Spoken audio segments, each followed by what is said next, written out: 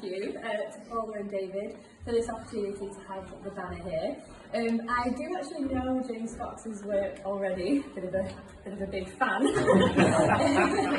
I've seen your work in the British Textile Biennial a few years ago, and I loved the embroideries and also your lino cut technique. I really enjoyed that.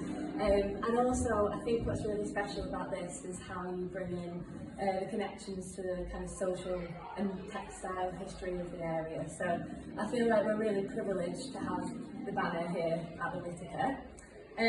The project as a whole, so the Weavers Uprising, we're really proud to be part of as well. I think we jumped at the chance, didn't we, David? And I just have a little bit about that, just kind of why it's so important to us for the museum. And it's particularly because we as a museum have a duty to represent Rossendale and tell its stories.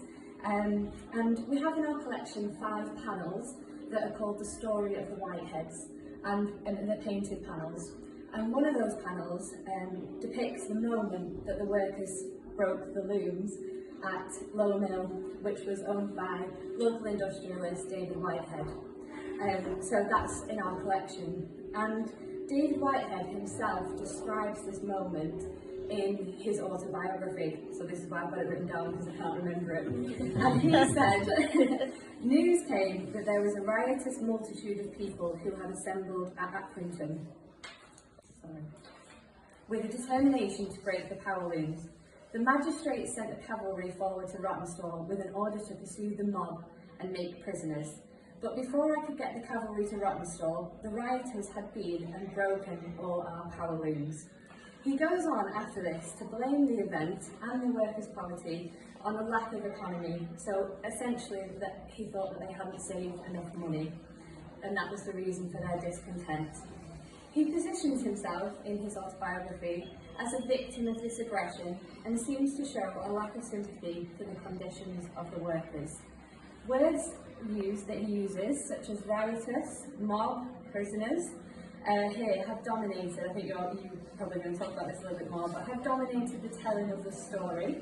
A great example is William Turner's book that, although very comprehensive, is called Riot.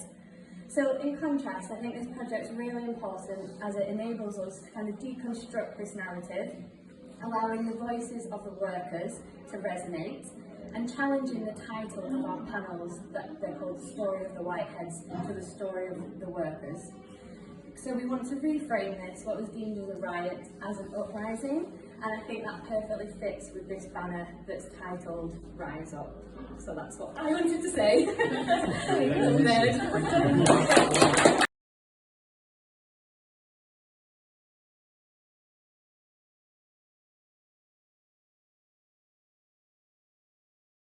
I've got a kind of a little bit of an association with this area now. I never used to have, because I'm from Glasgow originally, but live in Lancaster. But I'm really interested in working class history, and the working class history of this area is really fantastic. So it's something that's kind of made me want to do more artwork. And I've written a little bit of something as well. Nothing too much, but I need to put my class in because I'm so old now. So.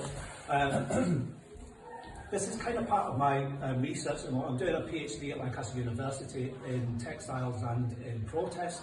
I'm kind of trying to see whether embroidery can be a good form of protest, and I think it can. So, the needle and thread, long viewed as tools of domestic craftsmanship, have also served as powerful instruments of political dissent and activism. The continuity of textile art as a medium for celebration, technical mastery, and a powerful voice for protest and unity is evident in the history and style of trade union banners. These banners are not merely decorative artefacts. They represent a rich cultural heritage reflecting the dignity, solidarity, and aspirations of the working class communities they represent. They capture key moments, struggles and achievements, thus preserving an invaluable part of cultural heritage.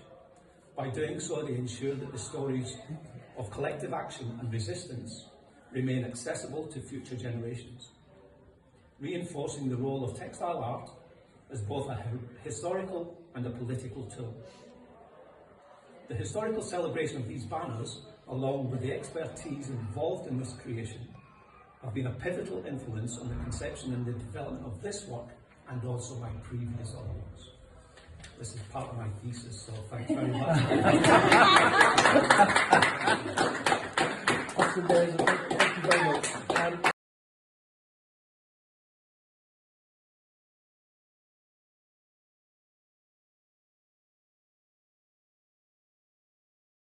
It's a masterpiece, and there's so much that kind of within the actual kind of banner itself, which tells a story.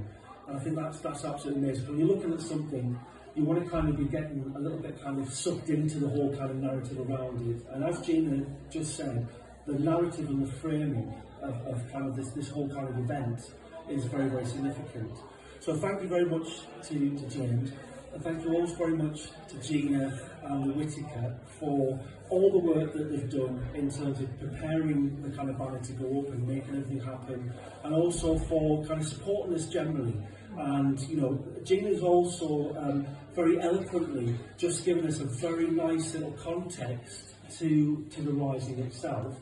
And I think James has also kind of touched on a number of very, very significant elements about solidarity and what kind of activism means. And I suppose we want to piggyback on both of what Gina and James have said, is to note that this Rising is incredibly significant for so many different reasons. It is a momentous national event, and it's one of those kind of events which has got hidden. It's not been completely lost to history, it's not been completely forgotten, but its meaning and the motivations of the crowd have been lost. And this was not a bunch of vandals or criminals. It wasn't a riot in the sense that actually, that yes, the Riot Act was read, but in no way were the people acting in what we would consider to be riotous and undisciplined behaviour. In fact, it was the exact opposite. These were incredibly disciplined and focused people. And no, as Gina knows well, and Whitaker probably knew well as well, this wasn't about lack of savings. This was about an 1825 to 27 economic crash, the biggest crash in history at that point. And there's been two economic crashes that people talk about in British history. One is 2008, and we all know about what that meant for people. And of course, it was mislabelled later on, not as a crisis of capitalism, but as labour overspending. And it's interesting how the narrative of that has kind of evolved, and you can see how people don't want to kind of admit exactly what's going on.